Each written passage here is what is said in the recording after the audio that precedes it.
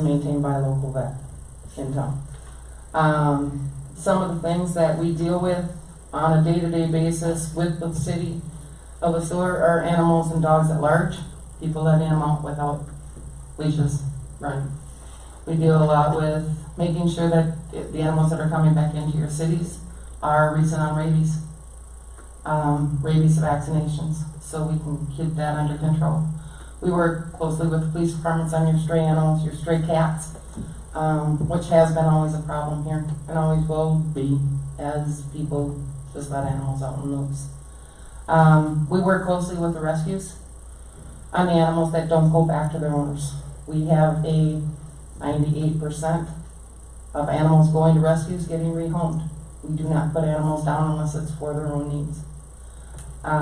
This is something that my husband and myself, as a family business, we work, extremely hard to control and to very proud of our record of not putting animals down.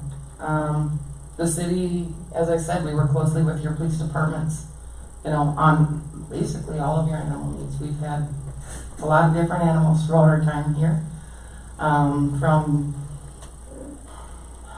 distempered raccoons to skunks to bees by the school to deer. We just do a variety of things. We are a full service animal control for you. We are available 365 days a year, 24 hours a day. When you need us, we arrive. We're normally within about 30 minutes, barring flooding. Then we're about 54. So do you guys have questions for us? I actually have a couple of questions. Sure. My first question would be, maybe you could walk us through how the process works. Is it initiated by a call from our police department, or? Well, some of the calls come from your police department, correct. Okay. Your police department is very on top of their animals.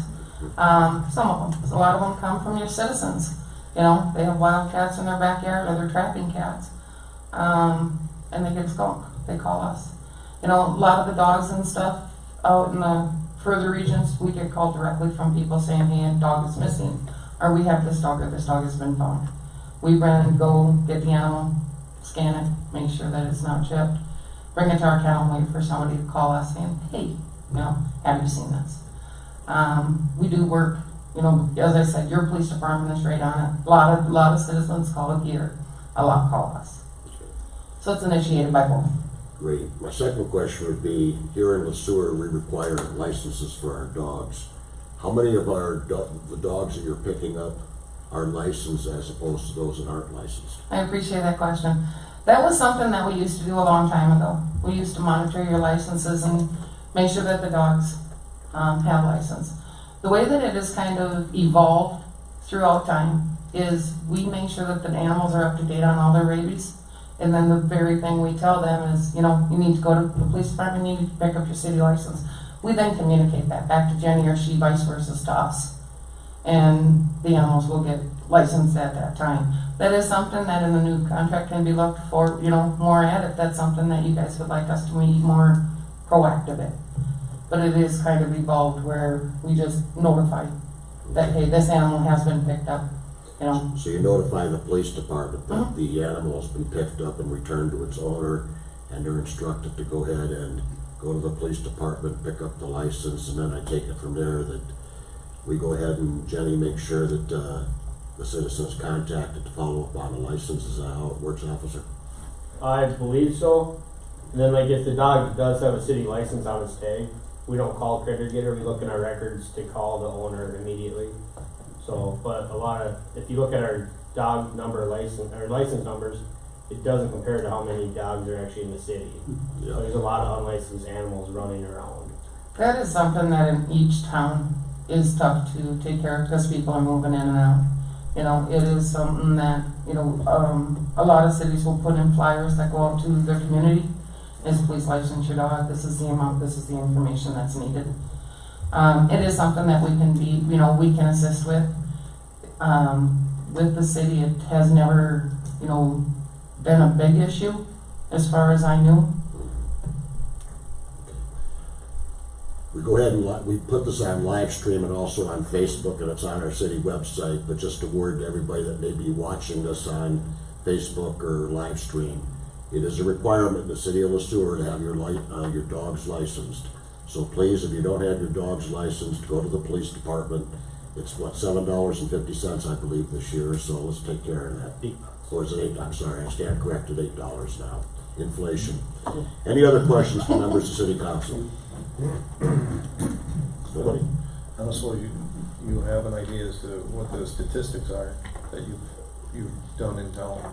So, in an average year, it basically kind of depends. We go on spurts, as all cities do.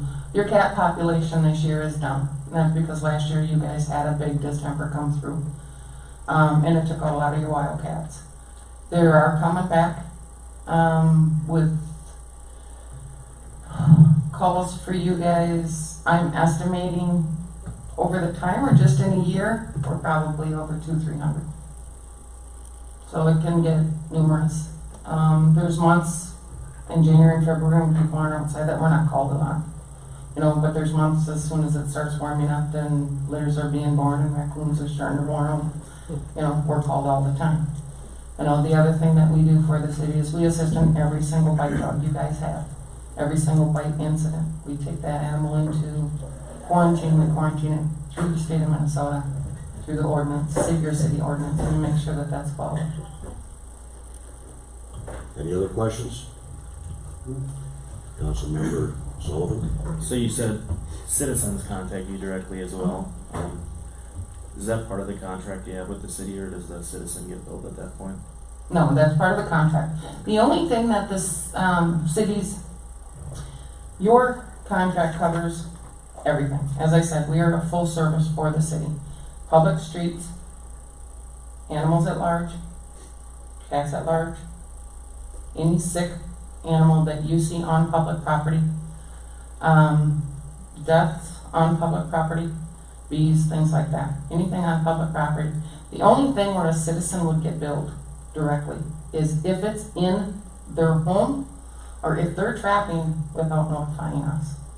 If you're trapping cats and you catch a skunk and you don't want to release it, yes, we charge for that because it's on your own property and that is not part of the city. That is your property. But if it's on the easement and you have a skunk that's made its home there, that is something that we would come in, we would trap. That's part of the contract. Thank you. Welcome. Anything else? Sandra, thank you so much for the presentation. It's very educational. I think we all learned quite a bit from it. Thank you for your Thank time. you. Does anybody else have any questions? Thank you very much, members of the council. We now move on to our consent agenda. All items on the consent agenda are considered routine and have been made available to the city council at least 2 days in advance of the meeting. The items be enacted in one motion. There will be no separate discussion of these items unless a council member or citizen so requests, in which event the item will be removed from the agenda and considered in normal sequence. Tonight we have the following. We have city council minutes for June 10th, 2019, city council minutes for a special meeting that we had with the school board on June 17th, 2019. You all have the revised copy. The resolution approving our disbursements through June 24th, 2019. As stated earlier, items 5 Delta and 5 Echo were approved previously, so those have been deleted. And then we have this liquor license approval, 5 Echo. Can I go ahead and get a motion to approve the consent agenda? So moved. Is there a second? Second. Any discussion? Hearing none, all in favor? Aye. Any opposed? That motion is carried. We now move on to public comment. Public comment provides an opportunity for the public to address the council on items that are not on the agenda. Comments will be limited to 5 minutes per person. Persons wishing to make a comment must sign up in advance of the meeting on the sheet provided and identify themselves by providing a name and address. I don't have anybody that's indicated they'd like to address city council, so I'll offer now. Does anybody out there wish to address city council? I'll entertain a motion to go ahead and close the public comment section of the meeting. So moved. Is there a second? Second. Any discussion? Hearing none, all in favor? Aye. Any opposed? The motion is carried. We have no public hearing scheduled for tonight, so we'll move into our regular agenda. First item on the docket is 8 Alpha, our park system master plan. City administrator approval. Mayor Hague, members of the City Council, before you, we have an item that went to the Recreation and Park Advisory Committee, I believe on June 11th, regarding the Park System Master Plan. We had solicited for proposals from 4 groups. Of the 4 groups, staff evaluated the application or the proposals and decided that WSB would be the best fit for the community. What we did is we then proposed that to the RPAC group, which they approved and recommended to City Council to approve this plan. Tonight we have Candace Amberg here from WSB Engineers. She has prepared a PowerPoint, and I'll hand it off to her. She can go through it at the end of the presentation. If there's any questions for myself or Candace, we're happy to answer them. And then at the end of the presentation, we're looking for approval to execute the contract with a do not exceed amount of $43,300. So with that, I'll turn it over to Candace. Welcome, Candace. Thank you. It's good to be here tonight. Again, my name is Candace Amberg. I am a landscape architect with WSB. And I'm here tonight just to kind of give you a brief overview of what the parks, trails, and open spaces, the master plan would entail, and then just to answer any questions that you might have. Is the PowerPoint is not showing? Oh, there we go. All right. My coworker Bailey is on vacation out in Montana right now, so she couldn't be here tonight. So I'm covering for the 2 of us. But we would both be managing the project. I am a senior planner, so I've been doing this for about 23 years now. Yep. So I hate to even say that anymore. All right. And I don't know how familiar you are with our firm. We are design and consulting firm, so we have much more than just engineers. As I mentioned, I'm a landscape architect. We also have planning, environmental, construction, observation, surveying, you name it. So I just wanted to give you a quick overview of our offices. So we have over 450 staff across 12 offices in 4 different states. And then I just want to kind of briefly talk about what is a park system master plan. So what it is it's a strategic and comprehensive planning document, and it kind of helps you achieve your vision that you have for your city. And then it comes down to a series of steps and priorities so that you can achieve that vision, and it kind of spans across the next 20 years. So obviously every 10 years is sometimes when you have to update it because things keep changing, trends keep changing. But again, it's just that guiding document to kind of help you achieve your goals. And so with that in mind, what do we want the master plan to accomplish? One is consideration of evolving and diverse demographics. So demographics are changing all the time, more so in certain places than others as certain populations are moving around. But it's not just that, who's living here, but it's like the ages and people's, accessibility to all sorts of things. So we're looking at shifts in populations and, what age groups are we missing out on so that we can make sure that we're covering everybody from our little kids all the way up to our retirees. We want to make sure that the parks and trails and open spaces are meeting all sorts of different needs. And then we want to look at new recreational trends and demands, because obviously there are a lot of things around right now that weren't around or popular 10 years ago. So we're seeing a lot of things having to do with splash pads. Trails is huge, so that is coming forth as the #1 priority pretty much in every community that we're looking at. And then also things like pickleball. So if you would have asked me 10 years ago what pickleball was, I would have had no clue whatsoever. But that is a huge trend that we've been seeing a lot of. And then a lot of youth, just looking for more challenging things, because that teen group really seems to be getting left out a lot of times in certain groups. And so making sure we're kind of doing something a little funner and more active for them. And then we want to make sure that we're being inclusive and that we have sustainable practices.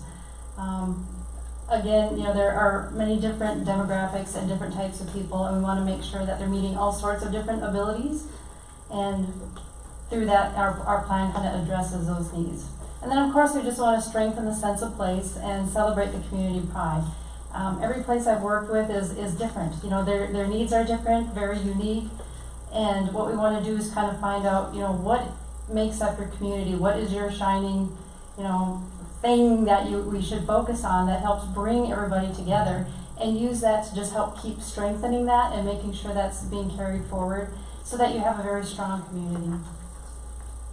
And then, as is shown in your 2040 comp plan, connectivity and walkability. Again, this comes down to trails because that comes forth a lot, and making sure that we're looking at regional systems as well as the local accesses. So the planning process and outcomes, again, I'm just going to give you a quick overview of what that would entail. We first start out to determine what your vision is. What is your vision moving forward? Then we come out with the goals to achieve that vision. And from there we determine which are the higher priorities versus the ones that, maybe come along further. Just to make sure that we're making the most of the goals to get the biggest, basically, bang for your buck.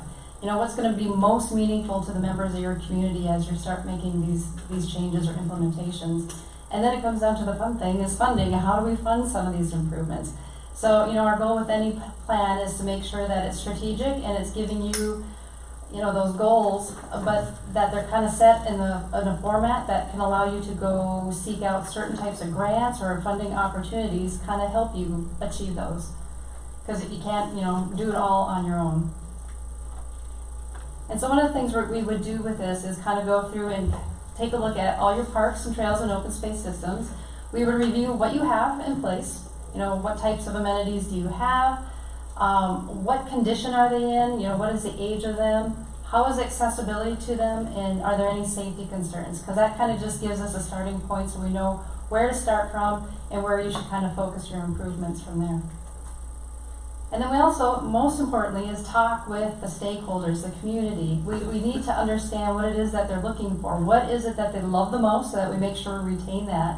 What things might be missing? So what things do they actually go to other places to find, And is there things that we can do here so that you can not only keep your residents happy, your community happy, but maybe even attract, other people into your region, especially when it comes down to that connected communities. And by doing that, we just kind of hold a few different things. We can do surveys. We have like an online interactive map that has proven to be very popular for people. Because when we have public open houses, it's always a certain group of people who show up to those. And there's a lot of people that we're missing out on. So when we do those online engagements, it kind of helps us capture those people who are not able to or just too busy to attend a public open house meeting because they're busy, they're working and they have kids in sports. And so it's very easy. You can use it on your computer or your phone and just easily put in comments here and there. And we've gotten a lot of great comments that way. And then just popping up where people are. So if there's certain community events, we just want to go there and find them and just make them, hey, come talk to us and tell us, what it is you're looking for.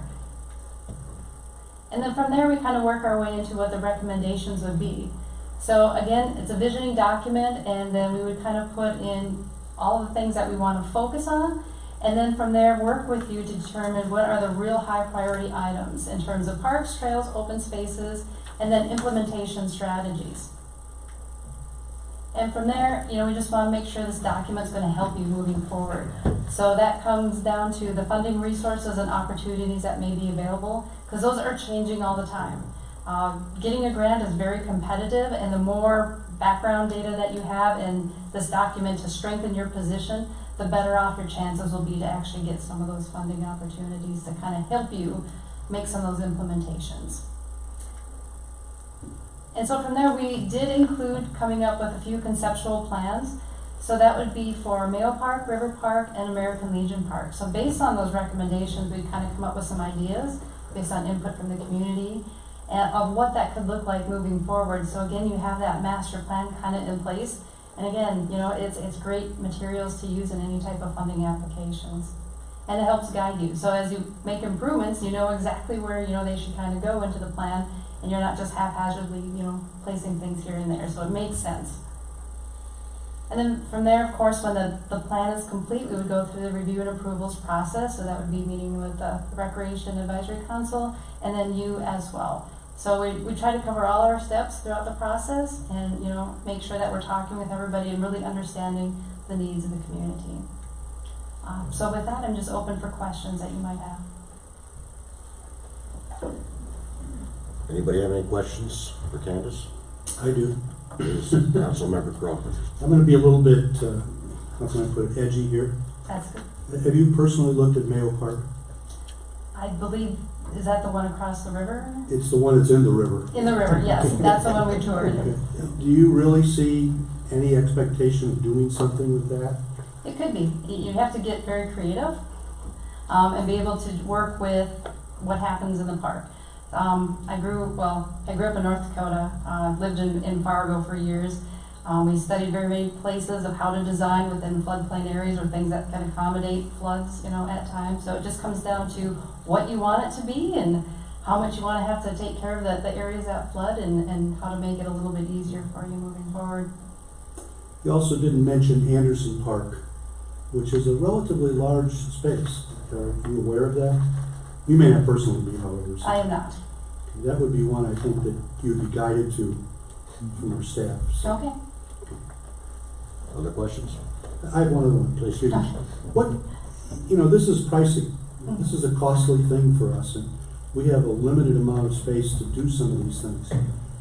I'm not saying I'd vote against it because of the limited size that we have, but what kind of return do you see in terms of being able to get grants or other financial assistance? I mean, is there really opportunity out there for us to get some funding for this from some sources?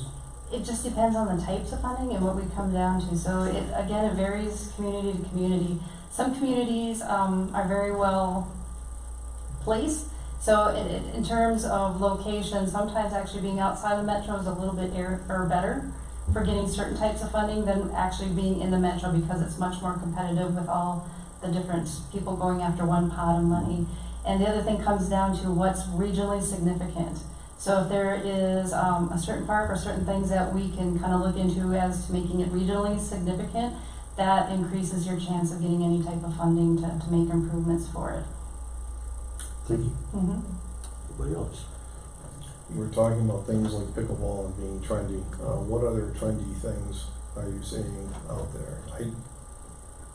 Outdoor fitness equipment is one of the things that I've seen in the industry, but what else have you seen? Yep, so playing upon the outdoor fitness are like the challenge courses, so we call them like Ninja Warriors, those types of things. And then there are, I'm working with some different types of communities, but they're kind of focusing more on the accessibility, so we're looking more at inclusive areas, especially inclusive playgrounds, because there's a lot of people with children on the autism spectrum and those types of things, and they're kind of being left out, so we're looking at those. So that's kind of coming into play in some communities. And again, splash pads is huge, but spendy again. And let's see, mountain bike courses. So it depends on what a community actually has in place versus what they don't have, and what's like in close relation to. So we're trying to be more complementary and not over duplicate exactly what's going on like in places that are maybe close by. And then there are also a bunch of new types of sports. I can't remember the names of them all. But there's this one, it's like a series of basketball courts kind of connected, and I forget the name of it. I'm gonna have to look that up. But. Anybody else? One of the challenges that we saw right off the bat, because I'm on RPAC. One of our members is still in our high school, and one of the first things that he said was that he has to ride on the shoulder to get from one park to the other. And so connectivity is a major issue for getting them through our parks. I can imagine that that's going to have a bunch of different challenges. Do you feel that this is going to be the right time for us to be exploring this while we have something like the 112 turnback going in town? Do you know about the 112 turnback? I don't know all the details of the 112 turnback, no. But you know that it's going on? Yes. Okay. Anybody? City Administrator Program. So, if I may, one of the main goals with this exercise is to amend our comprehensive plan and have this plan in there. You've seen that if you've looked at it, there's references to maps that have been put together, and in reality, those maps were put together by HKGI, but with very little public input as far as trails go.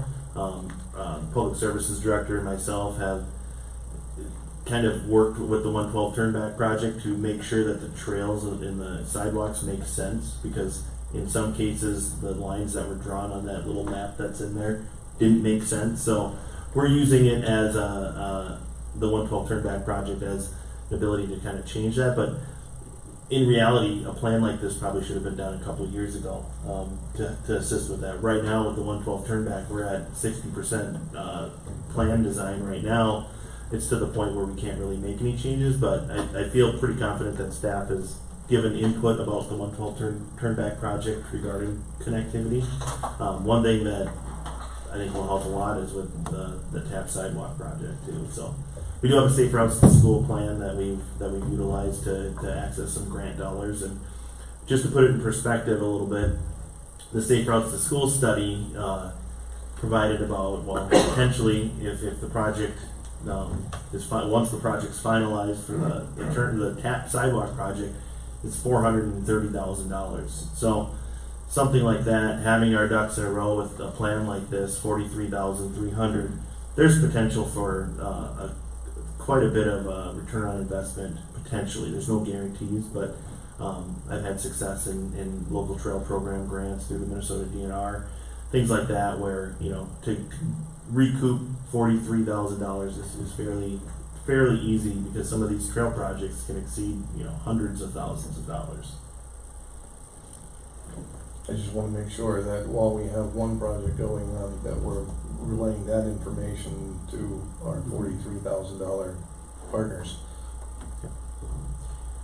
I guess the thing that I would like to point out is that we have our giant celebration coming up the first weekend of August. And I think it'd be beneficial to have, not only, assuming that this is to, of course, get approved, that we have representation from WSB along with city staff to be out there at Legion Park and perhaps even have a booth. So that's going to be the time when we're going to have the majority of our citizens. They're going to be out and about, and I think the more buy-in that we get from the community on something like this, the better it's going to be.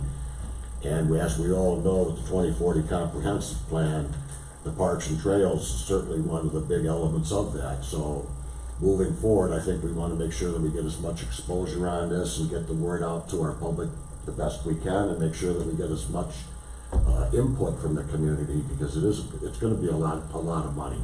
Yes. So, and I know city staff is already thinking about that as well, but I just wanted to bring it up for WSB. Yeah. So in the proposal, there is Giant Celebration is called out as one of the public engagement events. There's another one that is unspecified, as far as we can basically work with them to figure out where and when we want to do it. If there's another community event that we want, like St. Anne's Apple Fest or something like that, where we can get out and get a lot of people. The Giant Celebration I think would be a great time. There's a lot of people around. Are there any other questions? Thank you very much, Candace.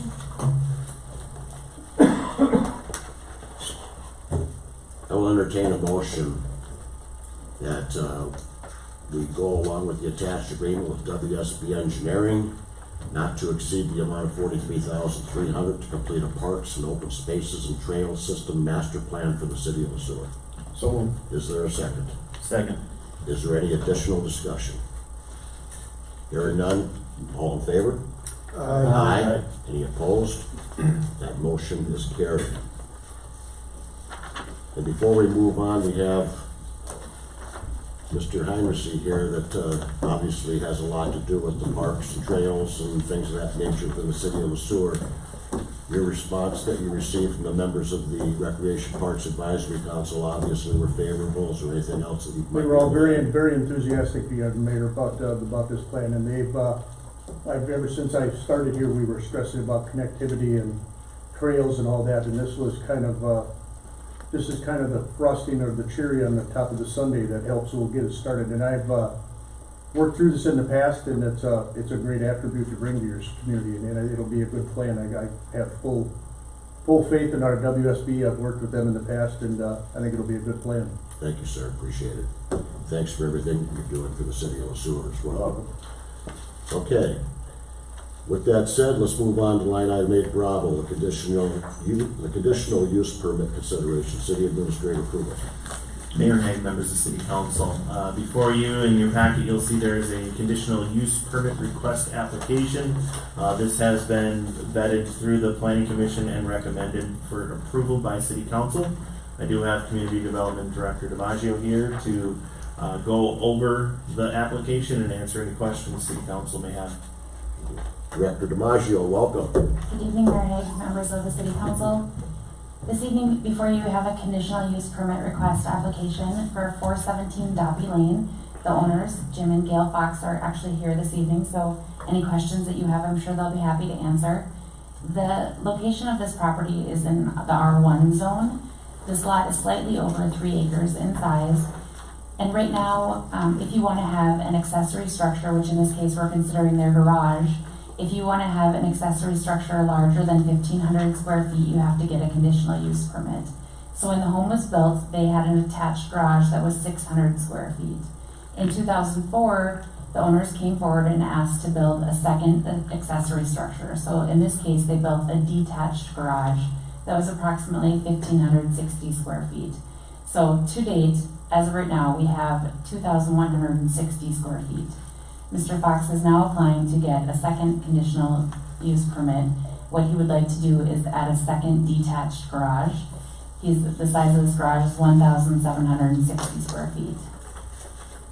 You can see a picture of Jim and Gail's house and the approximate location that they would like to put this second accessory structure. You can also see a design of what they're thinking about building on there. How the code is written is, as I said, is you can go up, you have 1,500 square feet is what the maximum is. In the R1 zone, you can go up to 4,000 square feet if you get a conditional use permit. So he's coming now asking for the second conditional use permit. In order for a conditional use permit to be granted, you have to have, the city council must find the following conditions. So there is a demonstrated need or potential for the continued use of the structure for the proposed stated. So basically saying that they are going to be able to use it now, but also use it in the future. That the structure has evident function related to the one family low density residential district. So if someone were to come in and say, I want to build some type of off the wall, I want to build a distillery on my property. I mean, we probably wouldn't let you do that anyway, but it doesn't really pertain to the use of their primary residence. The proposed structure shall be designed and maintained in a manner that is complementary with the adjacent residential uses and does not present a hazard to public health, safety, or the general welfare of the people who live in that neighborhood. And the last one is no commercial or home occupations shall be conducted within the proposed structure. So you as a council have to find that they are going to meet all 4 of these criteria. This application was reviewed at the June 13th Planning Commission meeting, and the Planning Commission did hold a public hearing. The commissioners asked the applicant what he intended to use the building for. He said that it was going to be used for car storage. The commissioners did ask him if he intended to operate a business, and he said no. This is for personal use only. He has no intention of operating his business out there. I thought this was interesting is they also did have some questions about why it was non-homesteaded. Gail and Jim previously lived across the road, and so they are now moving into this property as their primary residence. So in case any of you had that same question, I did think it was a good question. They also had information. Let's see, based on the information, they did recommend that you do approve the conditional use permit, and the resolution was included in your packets. So if you have any questions for the Foxes, as I said, they are here tonight. If not, the resolution is included in the packet. I'm not sure if you have any other questions of me, but do you want to start? I don't have any questions for the Foxes, but I'd like to welcome them to the City Council tonight. Thanks for being here. Just to be clear, up to the 4,000 square foot with the already existing 615.60, the 1760 would give us 3920, so they would be in compliance. They would be in compliance. Just wanted to make sure. Okay. Anybody have anything for our director? I do that. Please. Johnny, go ahead, please. Mr. Powers. Thank you. As the conditional use is that they would be moving in first, and that's part of the condition, right? Well, and I think that, I'm not sure if they've already moved in yet. You've already moved in. So they've already moved into it as their new primary residence. Mine were, on the resolution that's been prepared for us, you mentioned items 6 through 9 of the findings of this council, based findings of fact. You didn't mention 1 through 5. It's correct, those have also been met, is that true? I believe so. Nate, actually, our planner, prepared the resolution for this evening, as I was not at the planning commission meeting, but I'm assuming that's why he did that as is. I believe our city administrator was there, is that correct? Yes. And the planning commission, that was one I was not able to be at. They found 1 through 5 also to be in compliance. They did, yes. Thank you. I just want to point out, we're voting on something, we need to know what we're doing that. So thank you for briefing us. Those are the tricky ones, these are the kind of easy ones. Any other questions for Director DiMaggio or for the Foxes? Thank you, Samantha.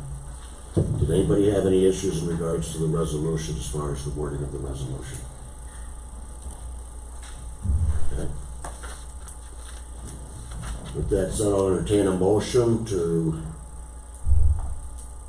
issue the conditional use permit and also authorize a resolution allowing the conditional use permit for Jim Fox residing at 417 Doppy Lane. So moved. Is there a second? Second. Any discussion? Hearing none, all in favor? Aye. Any opposed? The motion's carried. Congratulations and thank you. Thank you. Have a great Thank day, you, guys. Councilman. Thank you. Next item on the docket is 8 Charlie, the Main Street project update. City Administrator Krugel.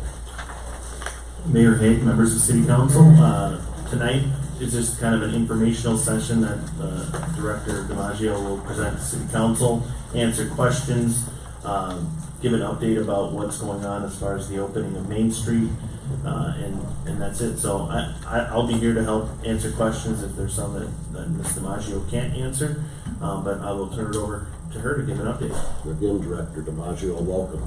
Thank you.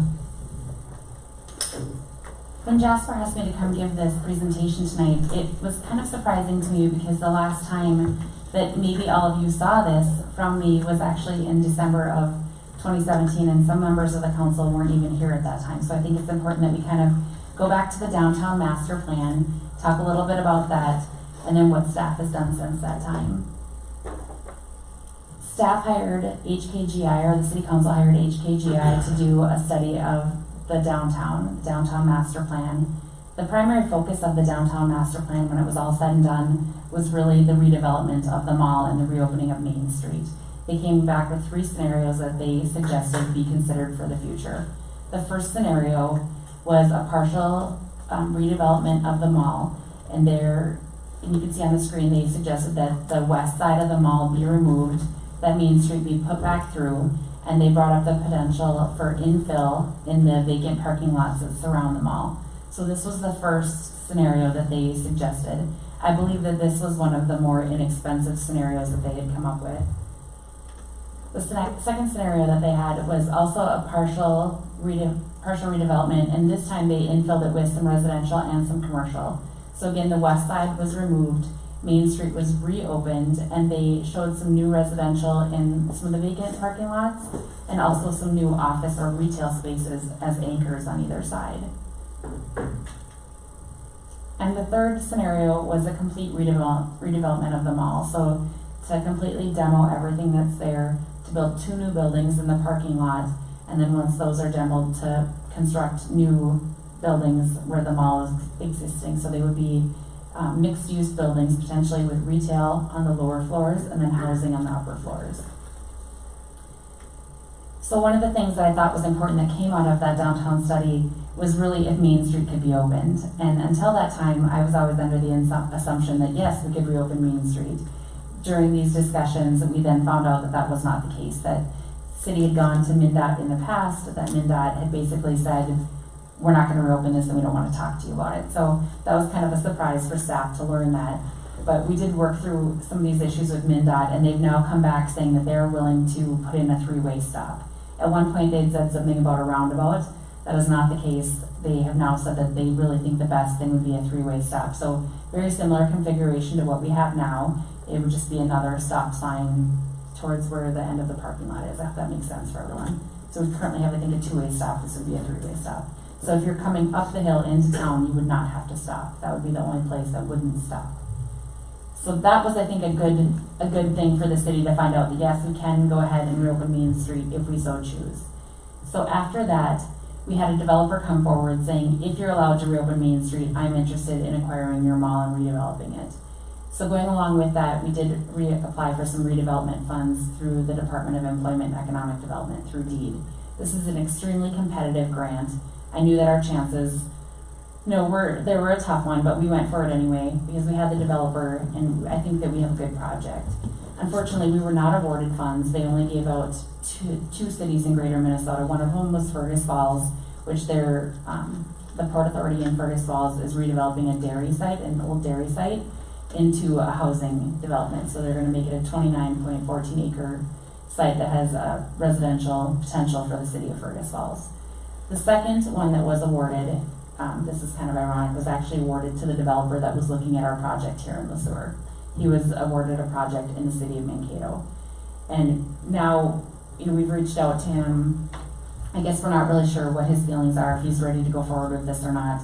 Mall ownership, we met with them today. They're actually going to be meeting with him within the next few days to see what his intentions are.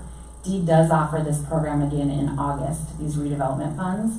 In the meantime, we've actually invited the head of this program, the two women who are in charge of it. They're actually going to be coming out this month to tour the mall with us. Because I think me writing it on paper and showing them pictures doesn't really do justice for what it looks like and the impact that it has on our community. So they're going to come out here in July, tour the mall with us, and help us, give us any tips on applying for a second round.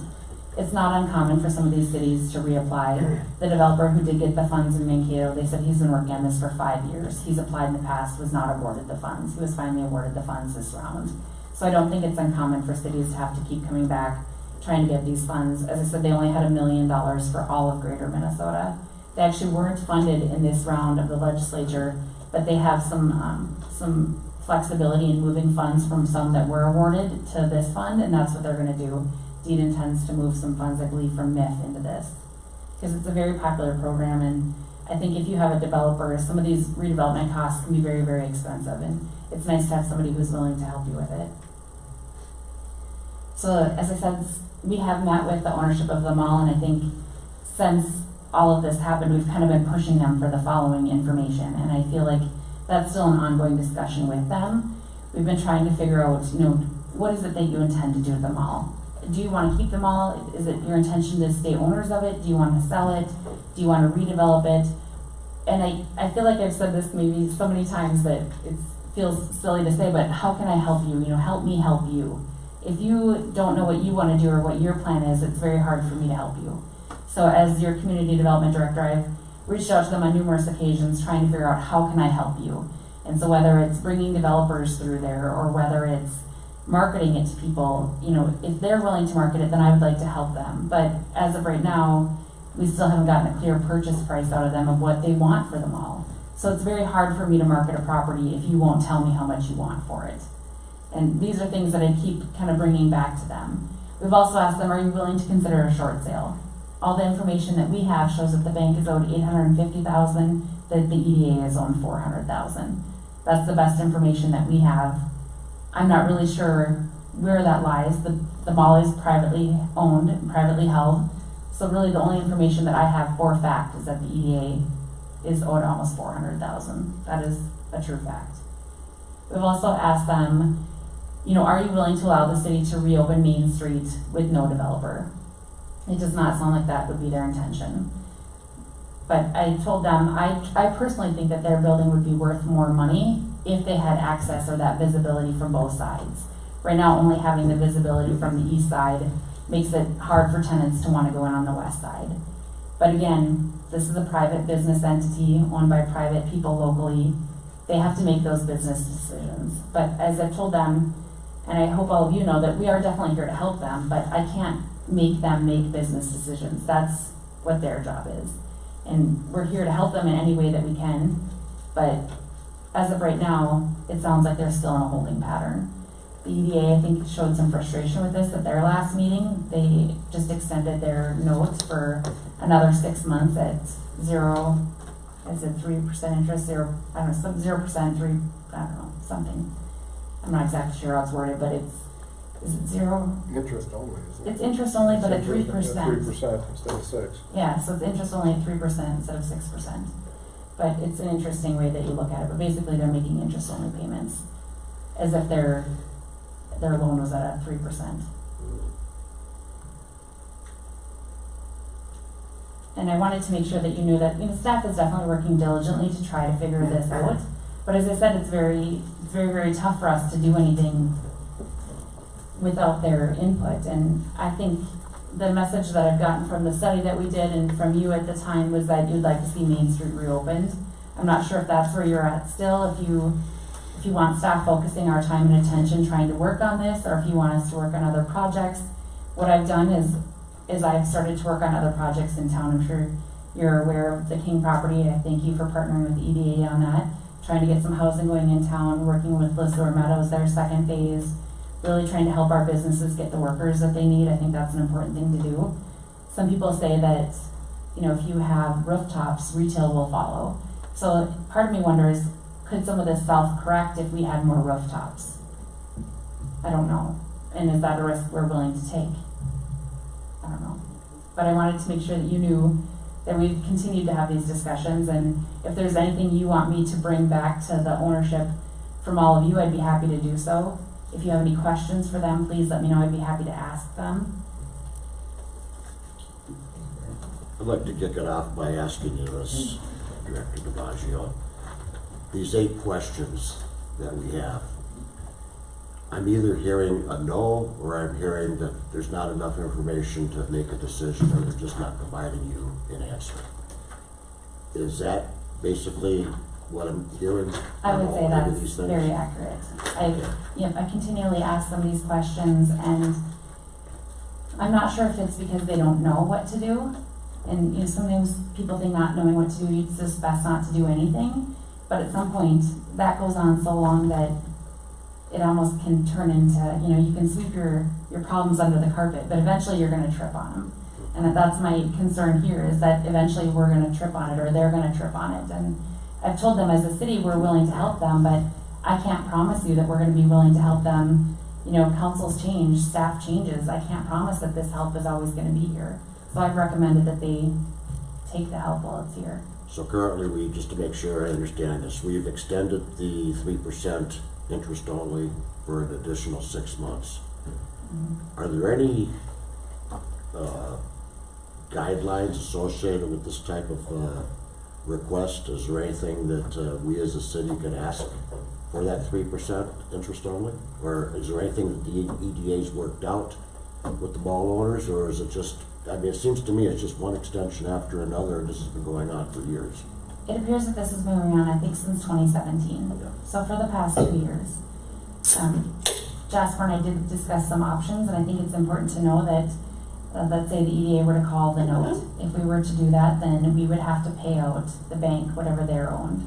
So I've told the EDA, I don't know if that's something that you want to do unless you're willing to pay off the note at the bank. So you kind of have to tread lightly, since we're in the second position, if we even really have a second position. We don't have a ton of collateral. How the loan was structured is the payments that were made on the first note, they got collateral. On the second note, when the grocery store, no, it wasn't the grocery store, it was the Elko went in there, they said, well, we won't take any more collateral because we know that you're going to get these rents from the Elko. Well, the money from the Elko went to pay off the first note. So all the payments that were coming in paid off the first note, which basically wiped out our collateral. The second note, we didn't take any collateral. And that was a condition that was filed with the county.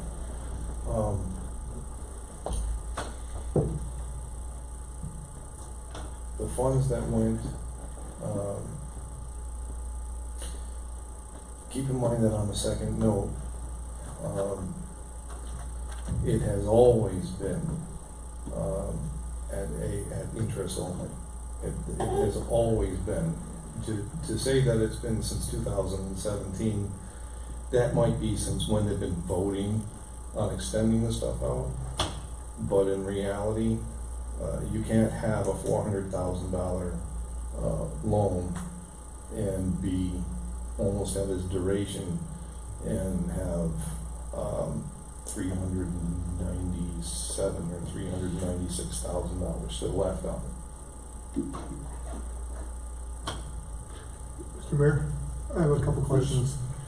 First of all, I'd like to say thank you, Samantha, for reaching out to them all, what you've been doing there. I really appreciate what you're doing. I know it's privately owned and all that kind of stuff. I think your time is well spent on what you're doing.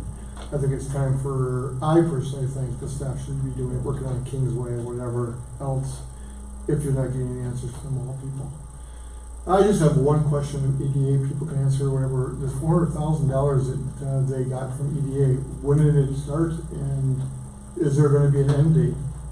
I mean, is there, I think Can that somebody answer that note question? was issued in 2000, and I think it was around 2000. I thought the second one was I thought the first one was 2003, the second one was 2004. It was It 2019. was just shortly, it was a and couple years 15. after. Yep, That's right. In you're fact, right. it was, one note was within a year after, and then they revised that note.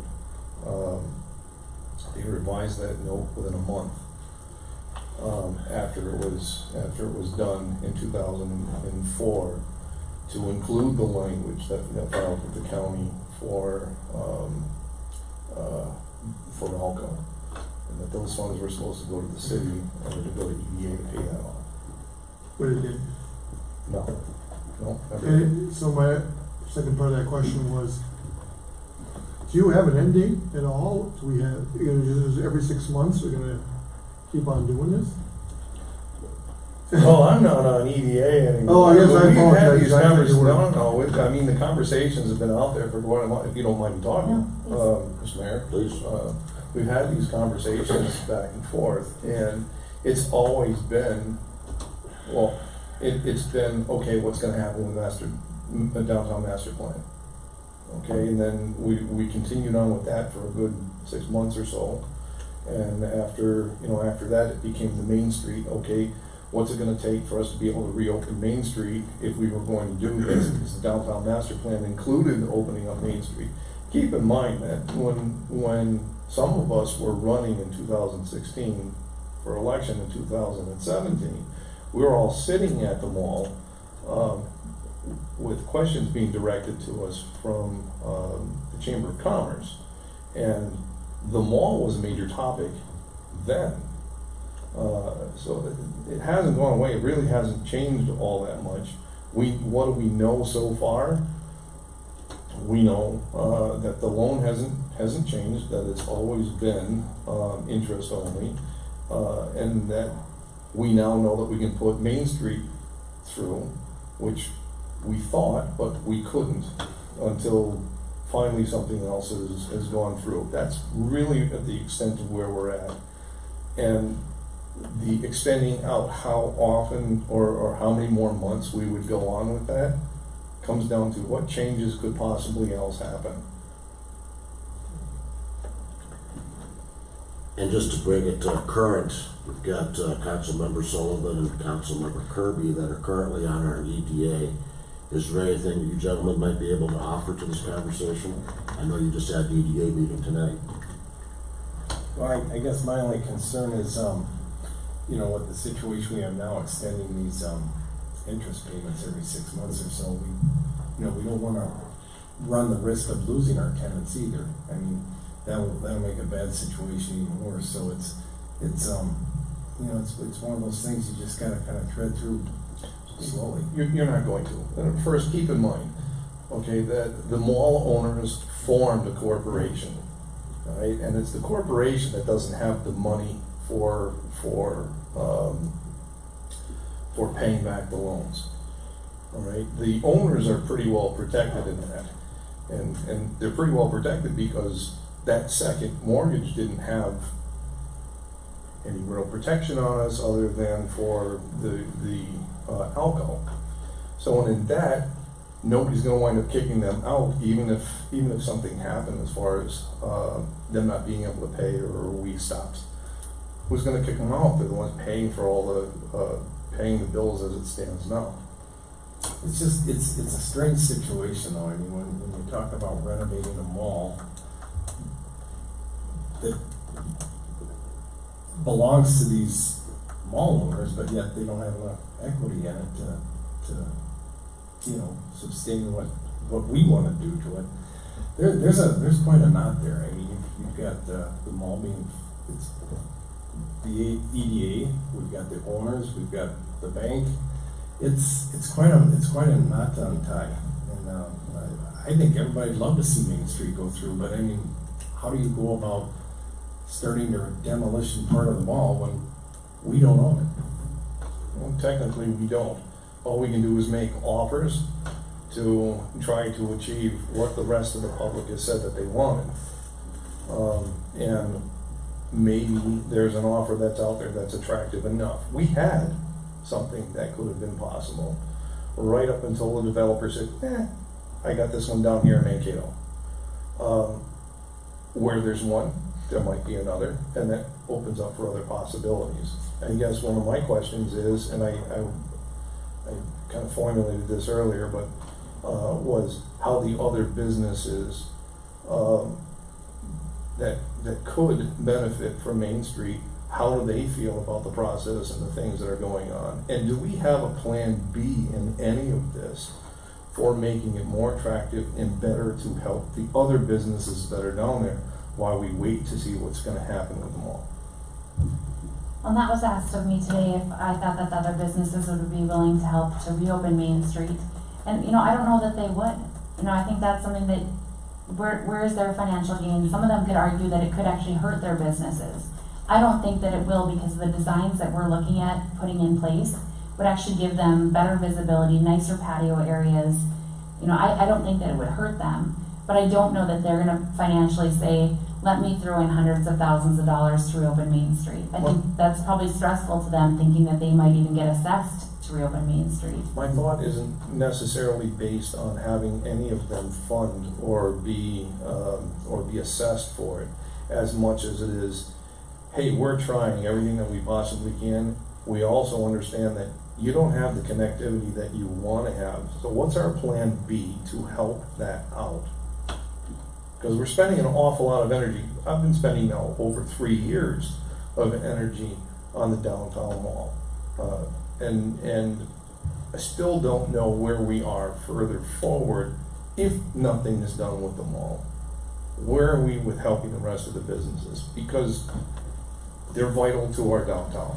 I think if you want to move through Main Street and see this happen, I think the biggest compromiser in this whole scenario, I think it's going to be the EDA. That's who I think the biggest compromise is going to be with. I find it hard to believe a lot of these mall owners are going to,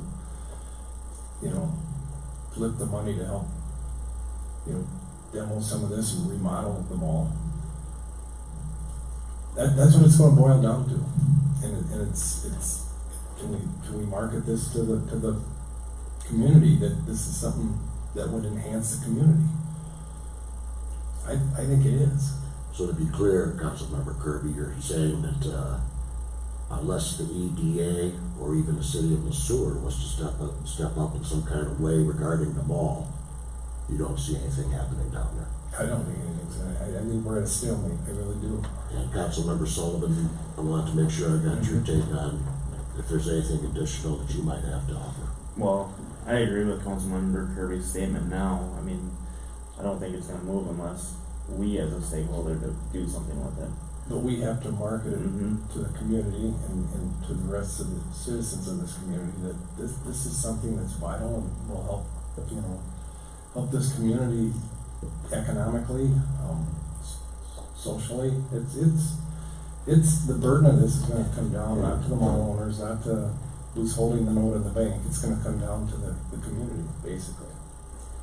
But going back a couple meetings to the EDA meeting where we talked about continuing this 6 months, I know there was a lot of frustration that knowing that the way it was filed with the county, that those payments would be coming back to the EDA and that was put towards the other loan. There was a lot of questions and frustration that there's no legal ramifications of that those payments, even though they were recorded, that they'd be coming back to the EDA, that they didn't. So I think there's plenty of frustration out there, even on the EDA side. Okay. And Director DiMaggio, what is the current occupancy of the mall? Do you have any idea? Yeah, I do. As part of the deed redevelopment grant application, I think that the mall is over 100,000 square feet, and I think only 25,000 of it is occupied, maybe less. So 75% is not occupied at this point. And if EDA had that $400,000 available, that would certainly go a long ways regarding anything associated with the Kingsway project or anything else that you'd like to be doing as our community development director. Is that a safe statement? Well, I think to rephrase that in a way is, if I have a developer or a property owner or somebody who wants to work with us as a city, who's willing to come to the table and bring us information and try to help us and try to give me information that I can market or try to bring in their own developers, that's amazing. But if I have someone who doesn't want to give me any information, I don't know how I can help them.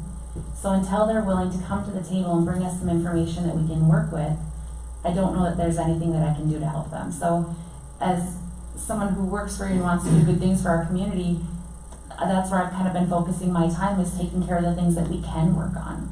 You know, if I have someone who's not even willing to tell me how much they're asking for their property, how can I help you sell it? You know, and I know this is an interesting thing, but I have brought other developers through there, and that's their first question. How much are they asking for this property? Well, they won't be clear with me on that.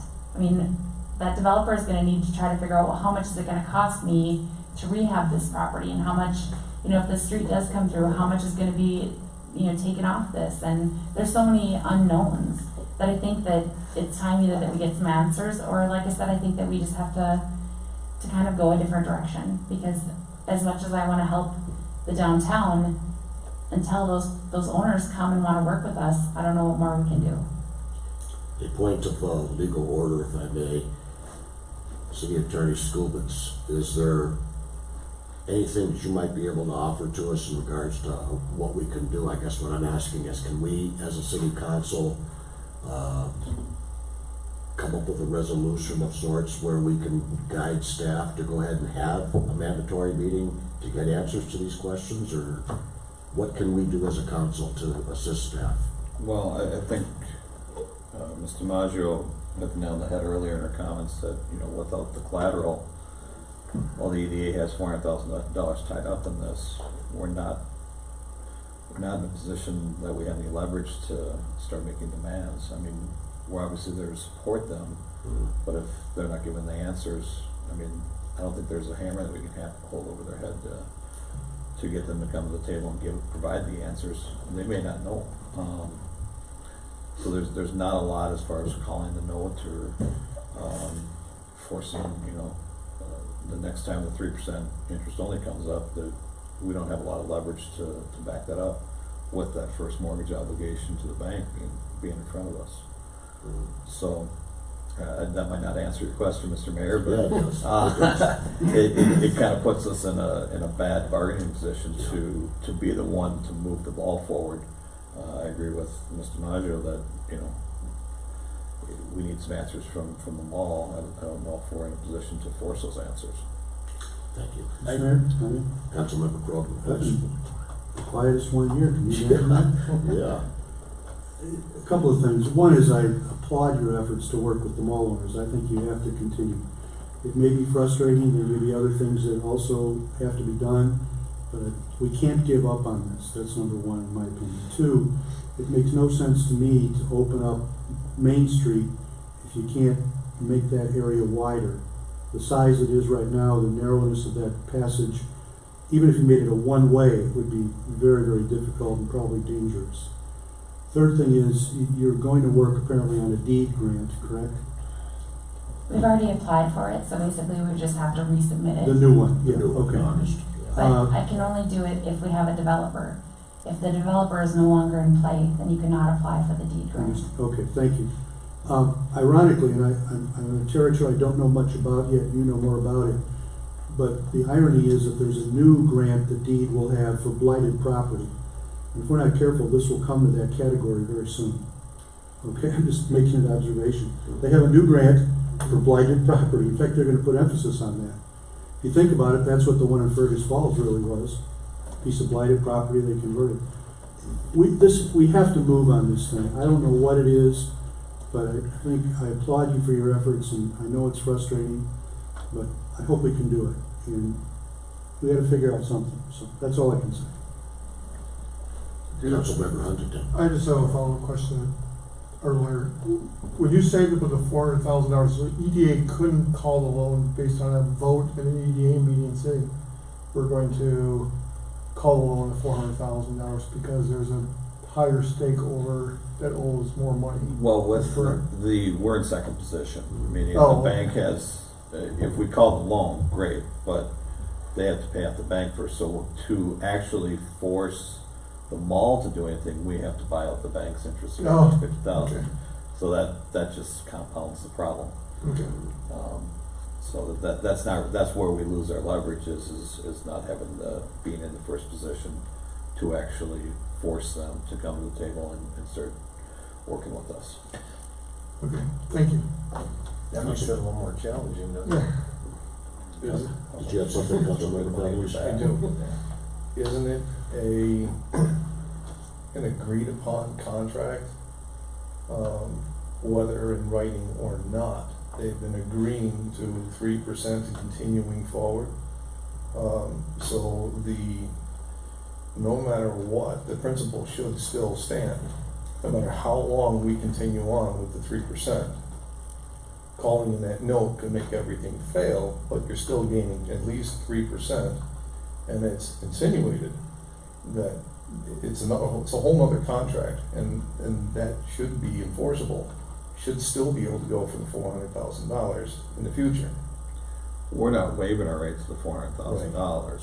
We're just recognizing the position that if you call it, you don't have any foreclosure rights while that first mortgage is in position. I think my thought process was going towards what Councilmember Huntington was saying, was when is it up? And I don't think it is up. Well, there's been mutual agreements to extend it.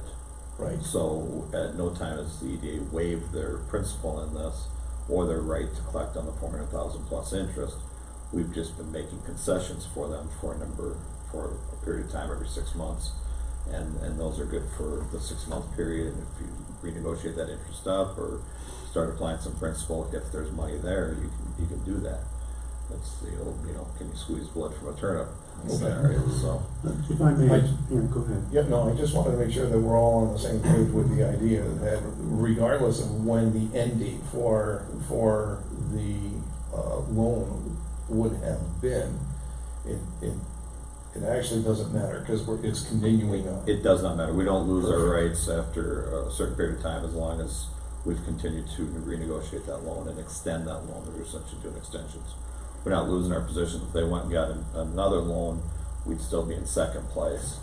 We just are not in a good position on the priority list as it relates to the loans on the property.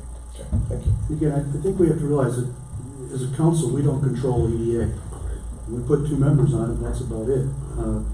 However, it would seem to me that if EDA wanted to, I'm not saying they should or shouldn't, they could, in some type of a complex deal where somebody wanted to buy it, pay off the $800,000, EDA could let $400,000 go and essentially make that a contribution to getting this problem solved and move on.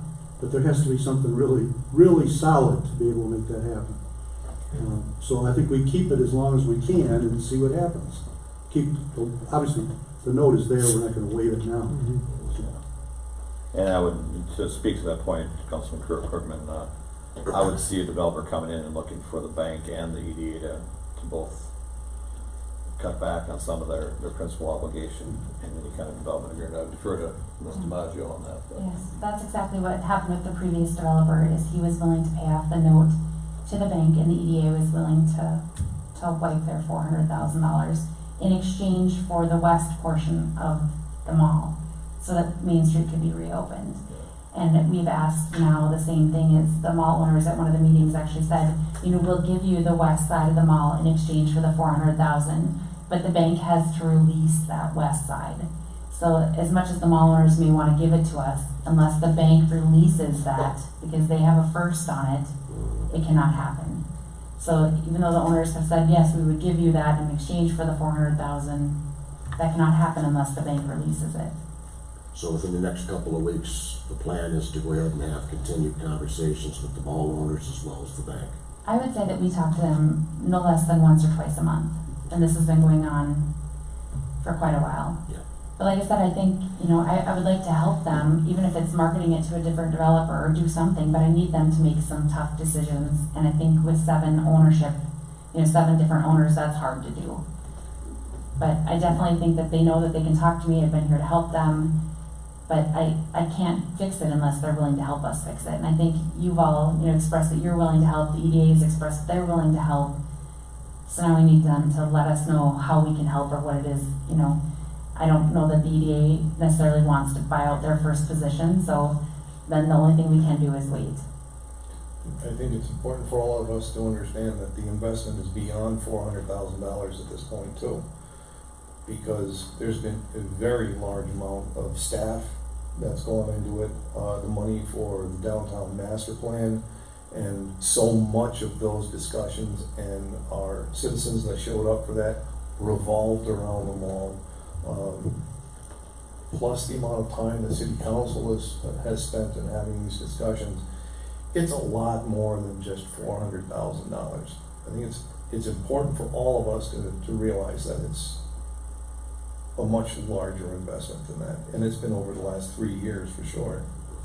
Well, 2 of my years have been working on it, and like I said, I think it's time, and I would love to continue working with them, and I will honor your requests, but I think that it's time for them to start helping us a little bit more, because we have put a lot of time and a lot of energy into this, and I know our citizens want change, and I want to help bring that change, but if they're not willing to help us, then I'm not sure what more I can do.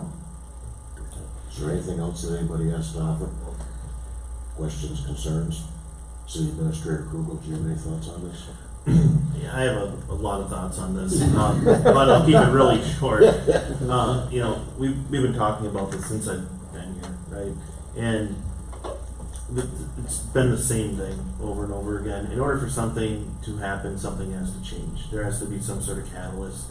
I think what City Council, and I'm talking just about City Council, not the EDA, what does that mean? What does that catalyst need to be? Is it some sort of financial contribution or work out a deal partnering with the EDA to do something? The real tough decision is, do we want to put more money into this to get something to happen? I think there's a balance and a trade-off there, but those are the decisions that City Council needs to make and direct staff. Is if they want us to push this in a certain direction, it's going to need something, because what we're doing right now, this will continue on for years if something isn't done. So that's, I think, in my opinion, the general direction is we can continue to work with the mall owners as a city and the EDA, but if we really want to focus on opening up Main Street, we've got to look at what are some of those changes that we can try to make to do it. Now this is where it gets really difficult because most of them involve money, and that's a tough decision or tough discussion to have is using funds to do something like this when we're already heavily invested, or the EDA is heavily invested in it. So those are just, we're not going to make any decisions, but know that we're going to continue talking to the mall owners. We really want to see something happen here. This is, one of the highest priorities that came out of the comprehensive plan. We're going to continue to focus on it, but we just want to make sure that we're creating realistic expectations for City Council. We want to keep you guys up to date as far as what we're doing. There is no silver bullet. I don't know what the catalyst will be, but we're going to continue to work on it. I would think the catalyst would be if we get one of those grants, and then, if I hear you right, we need the contractor. Yeah, we need a developer, so that we can't apply for the grant without the developer. So if this developer has truly walked away, then our shots of the grant have also walked away. But it's important that, as part of the grant, they want to know how many jobs are you retaining. And I went through and we counted all the jobs, and there's 22 really good jobs in that mall right now. And they're medical and professional jobs that would be a huge blow to our community to lose. So I think that's important to realize too. This isn't just about, some of the struggles that we have. It's about really maintaining some amazing businesses that we have here in town, and those jobs and those people. And so that's when we dance this dance that we, I would say it's more of a waltz than a samba, but we will continue waltzing and, doing what we can, so. Anything final from anybody on council? Thank you so much, Director DiMaggio.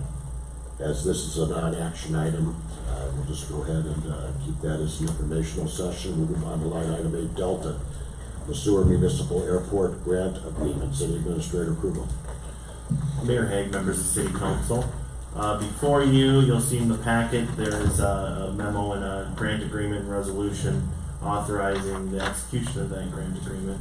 We'll talk a little bit about this. So one of the items that was discussed at the Airport Commission, and I think even at City Council, was trying to get some grant dollars to put a hose reel cover over our existing hose reel out of the municipal airport. And one thing we tried to do was, okay, we wanted to do this. It was $1,500, and it was the grant funding was too low. The request was too low to actually get funded through MnDOT. So what we did is we looked at it and said, well, what can we do, or what do we need out there to make it a better, basically fueling station. One for the people fueling their planes there, and two for us to administrate the fueling station. So what this grant application added to it was the addition of a fuel master system. So it's a point of sale system. It's the same one that we have out at the street department right now. So the idea is that it would all tie in together. Right now we have two different fuel systems that don't talk to each other. But basically this would allow us to administer the airport a little bit better, and also get the hose reel cover. And basically MnDOT would contribute 70% to that project. Total project cost, the estimate was $16,047.52. MnDOT would cover $11,234. The city contribution would be $4,814. Now the funding source that we have, and you'll see in the grant agreement, and it was pointed out by, I believe, Councilmember Favalis, that there is no I forget the wording of it as far as the completion date of the project. So if we could look at it and try to use revenues from 2019 if they exceed, and we'll follow the budget, and if we can afford this 4814 this year, we would do that. But otherwise we would build it in, or attempt to build it into the 2020 capital improvement plan that would be brought forward to City Council here this year. I'm thinking it's going to be more of the latter chance, unless we really increase our fuel sales or something like that to be able to afford this. But if you look at what this thing is actually maintaining, it's the fuel hose, which is quite expensive, the reel. So there's some maintenance costs that'll likely go down. I don't think we're planning on replacing the fuel hose this year, but what happens is the UV rays break down the rubber inside of the hose, and then you get a bunch of this rubber from the hose into the system, clogs up the filters and whatnot. So putting this cover on it would save some money and some maintenance. So what I'm saying, long story short, is that we'll try to get it in 2019, but more than likely it'll be a 2020 project that City Council will evaluate during the budget process. So if there are any questions, I can definitely take those, but what we're looking for is a motion to approve the resolution that authorizes us to execute the grant agreement. Councilmember Favalis. So we've had this happen before.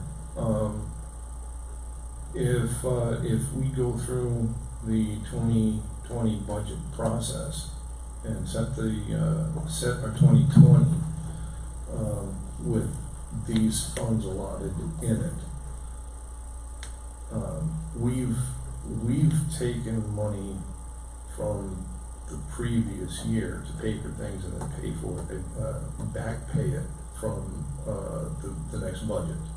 It's still very possible that it could happen this year, as long as we're allowing for it in 2020. That is correct. So when you'll see that is actually like in the 2019 financial statements for our audit. At the end of the year, you might see a negative number there, and as long as you guys authorize it and you know that that's what it was for, knowing that in the next year we hope that we have a positive number in that financial statement, it's perfectly fine to do that. You can run your balanced budget into the negative if you choose. That way, if we want, we can budget for it in 2020. I think what you're alluding to is we could try to do that in 2019, get the project done, and then allocate those funds in 2020, and just have it be have a positive budget for that year. Is that what I'm getting? Yeah, because we wound up doing that for one of the pieces of equipment that was supposed to be for 2019, but we had paid for it in 2018 or 2017 to get the discount for it. Yep, correct. That was, I believe, to lock in the state bid price for a certain year. We had to order it. We didn't actually expend those dollars until we got invoiced or took delivery of that piece of equipment. A little different, but we have flexibility here as far as the council goes. It's not an extremely large number. We were going to do the $1,500 hose reel enclosure. Really we're looking at an additional $3,500. Yeah. So, we'd like to do it, but we want to be fiscally conscious of what we're doing here. We just don't want to, because really the budget for the airport is very small. We don't have a large revenue source. We just have fuel sales. I will add one thing you will see likely this year is the consideration of a resolution to reallocate the funds that are coming from the FBO, the fixed base operator lease that's going on at the airport right now. Right now, those dollars, because they were originally funded, came from the electric fund, and now they're being put into the electric fund. Zach is going to look at the financials to see once, because we are earning interest on it. One thing we could say is, well, the electric division has made their initial contribution back. Now the rest of the payments are they're just interest. Now we'll just put that money into the airport instead of the electric. That's a city council decision, but that could help with some of the revenue streams in the airport as well. That was news to me, as I thought that was funded by the airport originally. So that could be another lease contribution in the near future too. That would definitely help with this. To be clear, would this come out of unallocated funds, or would this be a transfer from unallocated funds to the airport? This wouldn't be anything related to the unallocated funds portion you see sometimes on the disbursement. This would be something that would be allocated to an airport fund, and we would run that airport, if we do it this year, we'd run that airport fund into the red. So we would spend more than what we budgeted, right? And at the end of the year, we would show a loss. How much is the airport fund to begin with? What do we have in budget for that? I want to believe it's like $78,000, something like that. It's under 100.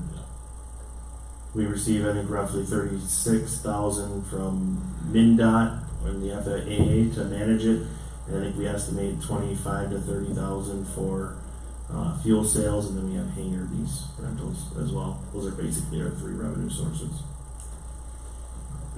Wonder if Councilmember Krogman had anything, because you're on the airport commission, anything you might be able to offer to this discussion, sir? Well, I have the positive and the negative. Okay. The positive is it's something we need to do to protect the equipment and to keep our fuel pure, which keeps people coming here too, by the way. Not just our own people at the hangars, but people that fly in. And we've had a few comments were made about denigrated fuel even though we put filters, you could get it. This makes sense to do it, okay? The negative, I just want to point out to you, is if you sign off on this, you've committed to keep that airport open for 20 years. It's in there. It's buried in the little fine print. I'm not worried about that. We're going to keep it open for 20 years, and I won't be here then anyway, okay? I don't mean it to be funny, really. I do mean it to be funny. I mean, I take it seriously. I think we want that airport to be as improved as possible. So my answer is I would support this wholeheartedly. Anybody else have anything to offer? Questions, concerns? If not, I'll entertain a motion then for the execution of the grant agreement for the airport improvement, excluding land acquisition, along with the attached resolution entering the city into an agreement with MnDOT for the completion of the fuel system card reader and hose cabinet upgrades. So moved. Is there a second? Second. Any additional discussion? Hearing none, all in favor? Aye. Any opposed? That motion is carried.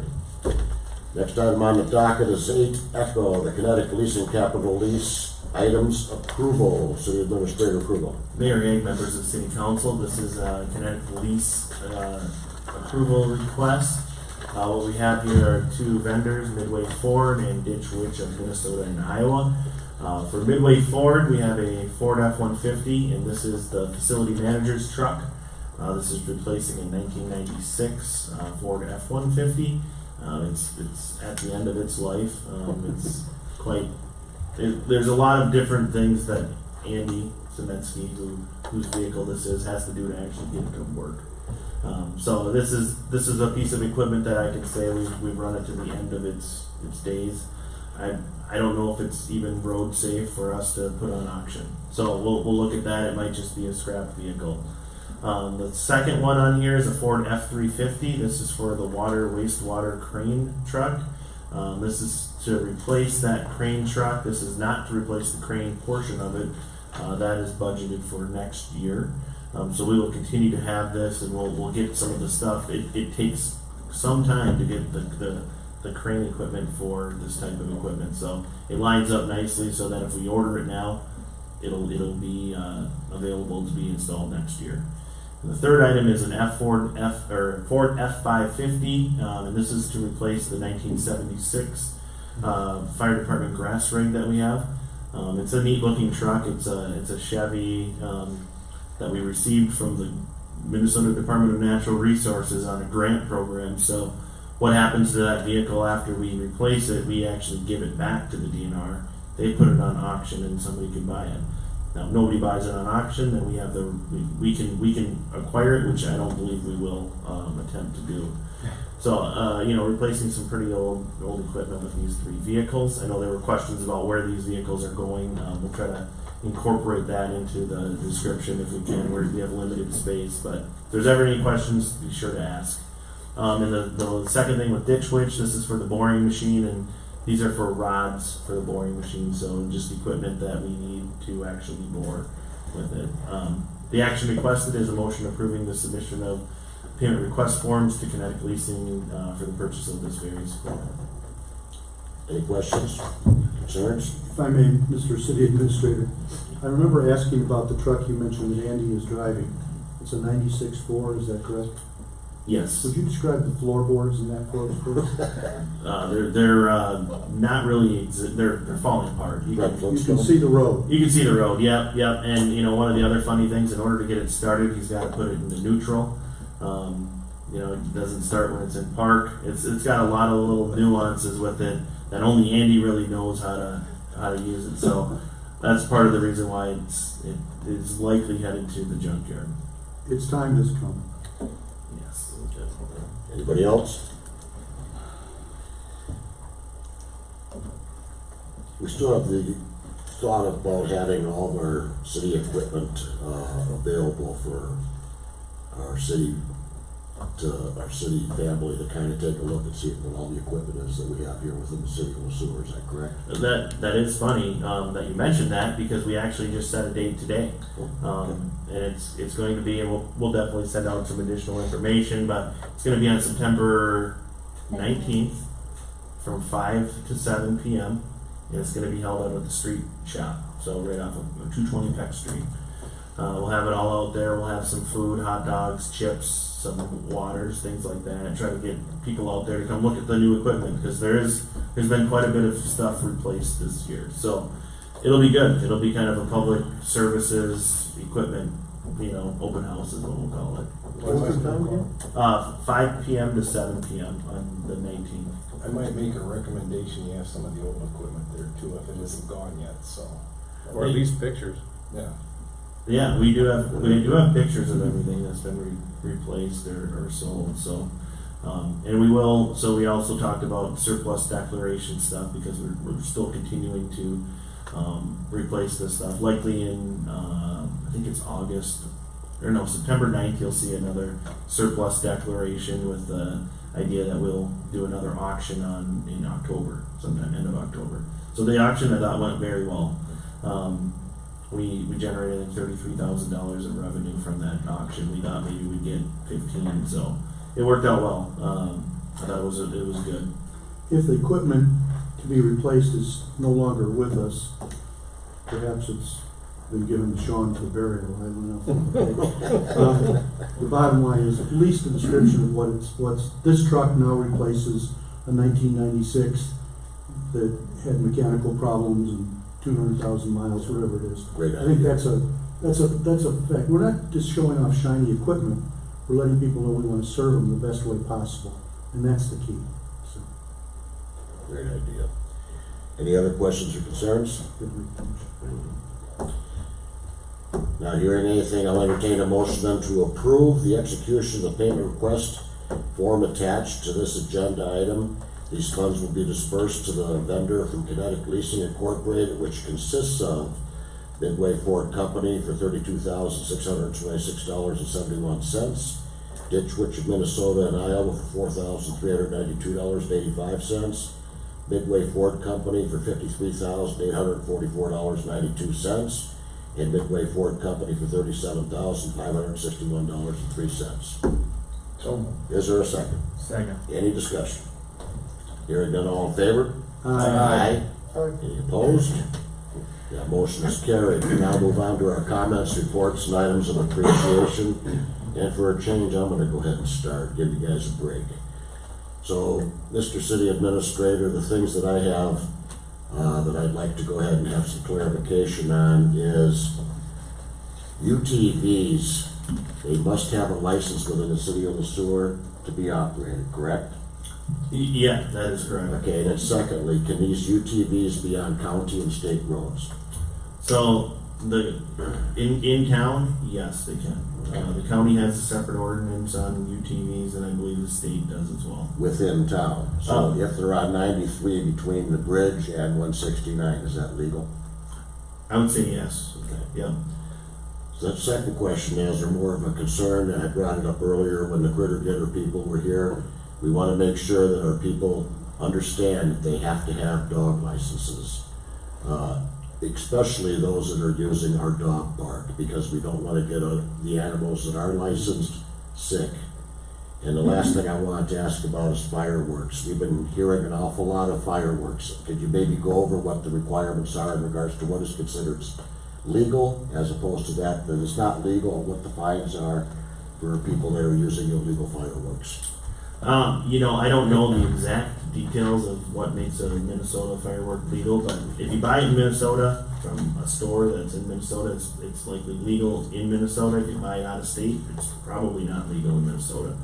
If you have any concerns about it and you think that maybe somebody's got some, you can tell the Minnesota fireworks are pretty tame, I would say. But so if you have concerns, what the process would be is just to call 911. I see the next door posts and the Facebook posts and those types of things about fireworks. If you have a concern, call 911. We'll get an officer over there to take a look at it. So I don't know the details, but if you buy them in Minnesota, they're probably legal. They're really tame. If you see somebody launching off mortars or something much larger than what you think, call the police. Okay. And we're going to go ahead and start with our HR director / communications director / city clerk tonight. Stacy, anything tonight? No, thank you. Okay. How about our city attorney? Nothing tonight, Mr. Mayor, thank you. Okay. Councilmember Kirby. real brief again, EDA meeting tonight, I and Marvin were at that. A lot of exciting things happening with the Kingsway acquisition that's coming up. We're pretty excited about that, but as you can all see tonight, there's a lot of challenges ahead of us too with the mall and Main Street opening, or the possibility of Main Street opening. So we're gonna kind of rely on the city council too to kind of give us their input on what they think, and we can take that back to EDA with us also. And then lastly, I've got a hospital board meeting tomorrow, so I'll report back to you next month on that. Okay. Thank you. You said that was tomorrow? Yes. So you got our council member Huntington. Couple things, Murph Puck this week, Thursday, 5:30 at wastewater treatment plant. As chairman of the HRA, we have a meeting on Wednesday. We notified the city to change the time from 4 o'clock to 5:30 due to some scheduling issues one of us has. From 4 to 5:30 for So the it'll be, HRA? yep, it'll be at 5:30 today on Wednesday at Hillside Court. And that's all I have. Thank you, sir. Councilmember Krogman? I have two areas. One will be the MMPA, Minnesota Municipal Power Agency, our electric service provider. We're, of course, a utility in town, they're our wholesale provider.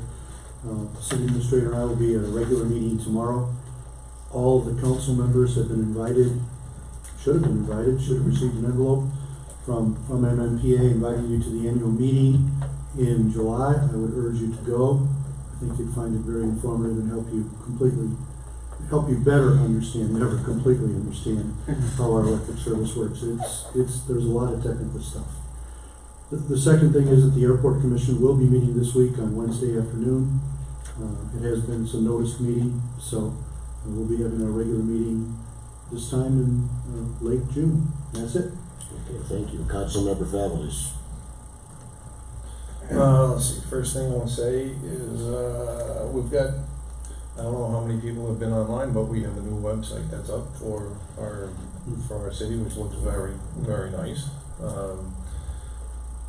Found a couple of things we'll want to talk about, that's all on there, but when you launch something brand new, it's to be expected, and it looks very nice. RPAC, I had an issue with not being able to be there. I wanted to be there for that meeting. I want to say thank you very much for all the help TJ has provided to RPAC. It's been progressing along and becoming more professional as things go.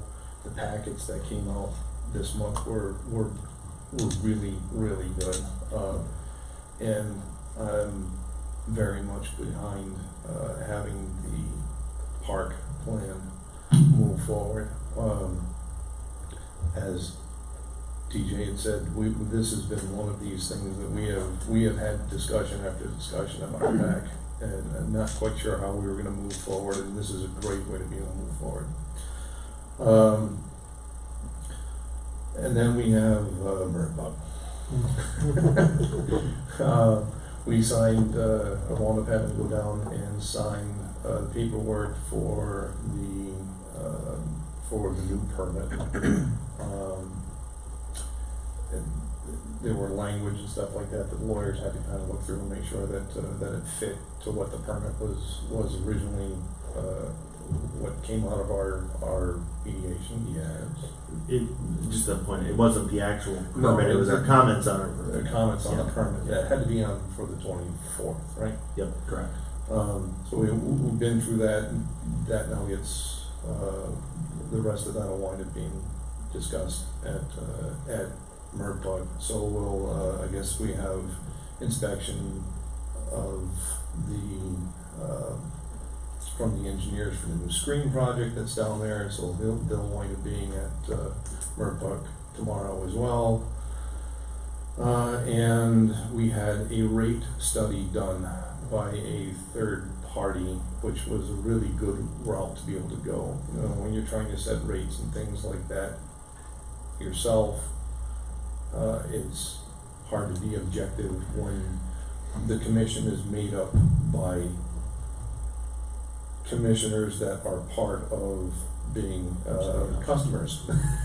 So having a third party come in and give us true perspective is a great thing. It's an expense just like anything else is, and that'll be part of our discussions for our next meeting. So that's what I got. Okay, thank you. Councilmember Sullivan. I'd just like to touch at EDA tonight. We did agree to get back into the real estate business and develop that King property. So we're looking at somewhere between 38 and 40 lots, I think, when it's all said and done. I have a fire commission meeting Wednesday night, and then MRPUC on Thursday, but I will not be able to attend the MRPUC. That's all I have really. Well, while we happen to have Mr. Heinrich here tonight, sir, did you have anything that you'd like to bring up regarding anything parks or streets or anything else that you do here for the city of Sueur? Glad to be here. It's always a pleasure to be at your meetings. Thank you. Anything? That's it, huh? Okay. Well, we'll turn it over for the hammer now for our city administrator. City Administrator Kugel. I won't be long at all. You've probably seen a lot of activity about the dog park and the dog wash that is installed. It is installed now and working. It does take cash only right now. The credit card, it takes a few days for the system to start talking to each other. We have had 3 people use it, so they've collected $30 out of it. We're thinking about ideas on how we can market it. One of the things that we're talking about possibly doing is getting some tokens for the dog wash, which people can come to City Hall and purchase. And you can purchase them for a little bit of a discounted rate. So let's say like you buy, each token would be worth like $4. And the idea is that you're not dealing with cash then. The cash is being transacted at City Hall instead of in the actual vending machine, because you can have quite a bit of money in that vending machine, and somebody is able to break into it one time, you lose a lot of money that way. So we kind of transition some of that risk to eliminate some of it by using tokens. So we're going to look at some different things to do. We might try to pair it with our dog licensing or pet licensing program, where maybe in 2020 we use one of those tokens, and if you license your pet, you get 1 token with your license. So people are generally pretty excited about it. It's pretty neat. TJ and I have been out there the last couple days. It works. So it is pretty neat. I think people will use it, and we just got to make sure people understand how to use it. If there's refunds that are required, come to City Hall, that type of thing. But we're going to try to do a marketing video to show people how to use it, and then I think we're still thinking about coordinating or having. I think Rotaries has an event planned maybe in August sometime. Rotary's going to be, I'm working with the Lions, I will be. Okay. So yes, we will be having something, and that would be a time to promote it then. Yeah. So we're going to make sure people can know how to use it if they want to use it. One of the avid dog park users said that this weekend there were a couple people from the center that came over who had their dog licensed in our town, even though they're not from our town, which is the way that they should do it if they use our dog park. Which is neat that they're following the rules. But they came over because they were interested in looking at the dog wash station. So hopefully, you never know what it'll generate. It might generate some additional traffic from people out of town coming to town. So we'll see. I think it's a great addition, and there's one final thing I think we have left out at the dog park, and then we can kind of say it's done, and we can keep building on that momentum. So. The second thing is that I'm going to be up at the League of Minnesota Cities Conference this year, Wednesday through Friday, so that's up in Duluth. So a lot of things going on. It's probably one of the more heavily attended conferences that are out there. There's basically 3 out there, 2, Coalition of Greater Minnesota Cities, which I believe at least one council member is going to this year, and then League of Minnesota Cities. So that'll be good. I haven't been to a League of Minnesota Cities annual conference, so this will be my first one. And last thing, Zach did get the preliminary budgets out to the department heads right now, so we're internally working on the 2020 budgets. What that means is that in the very near future, we're going to call some sequential personnel and budget committee meetings and start talking about what if any proposed changes there are, and start talking about the preliminary levy, which we're going to look at adopting on September 9th. So that'll be here before we know it, and then we'll go from there. So budget season is upon us. That's all I have. Did we have anything regarding trees and or the water and sewer that we wanted to bring up tonight? Oh, yeah. I'm planning on putting out a blog post on this, so getting more detail, but there's been an NLC letter, the letter about sewer service insurance and what that means, and it's actually, I have one right here that I got. Service line warranties is what it's called. And basically, I want to go through what a homeowner, if they're interested in doing it, what the process should be that they look at. One thing would be to see if you are already covered under your current homeowner's insurance plan or your renter's plan. If you're not and they don't offer it, then you can start looking at the service line warranties. If they do offer the ability to insure that, make sure that it's comparable insurance. One thing to make sure that you do is ensure that even if you don't have a service line failure, that if it's made out of a material that is not compliant with city code, that it would be covered under either your insurance, because under the service line warranties, it would be covered under that if you have a policy with them. So I'll go into a little bit more detail about that in a future blog post here. And the last thing is about trees and who's responsible for trees on your property. The city's obviously responsible for trees in public areas like the park, and we do what we can to make sure we're maintaining those annually. Best time to trim trees is in the winter, fall, winter, after they're dormant. But one thing to consider is that homeowners are also responsible for their trees. One question that comes up a lot is, well, what if a tree that's on my neighbor's property falls on my house? Well, there's a lot of questions there, and your insurance agent will tell you exactly, because I'm not your insurance agent, but in general, I mean, the expectation is that your neighbor is maintaining their tree. So if it's neglected and not maintained, the neighbor that has the tree might be somewhat liable, but in general, you're not. If it's just an act of God and it blows a tree over, your homeowner's insurance should cover that. So the wild card is, if one neighbor says that the other isn't maintaining their tree, that's where the discussions happen. So if there's questions about that type of thing, feel free. Anybody can reach out to me and I can dig into it as far as the League of Minnesota Cities' opinion on some of these things. So, but in general, we look, those are private matters between homeowners. The ones that involve us are boulevard trees, right-of-way trees, trees in parks, things like that. And in general, if a tree falls on a car, we'll submit a claim, and then our insurance agency will say yes or no to accepting that claim and making a payout. So, if there's any questions City Council has or the public has, feel free to reach out. We can go through some scenarios. Thank you very much. Yeah. Councilmember Huntington? There was one more, to your tree deal, but we'll talk about it after the meeting. I wanted to also thank the school board for the meeting last week too. I forgot to mention that in my thing. I thought it was a very productive discussion with the school board, and being a long-term city council member, we've never had that before. And I do appreciate that a lot. Thank you. Very good point, thank you. I'll entertain a motion for adjournment. So moved. Is there a second? Second. So moved. Is there a second? Second. Any discussion? Hearing none, all in favor? Aye. Any opposed? The motion is carried. We now move on to line item 4 alpha, the critter getter presentation on animal control services. It's a presentation. Sandra, if you please take the podium, identify who you are, and let us know all about critter getter, please. Thank you. Once again, thank you, Mr. Mayor, members of the council. My name is Sandra Steinmetz. I am the owner of Minnesota Critter Getter Animal Control.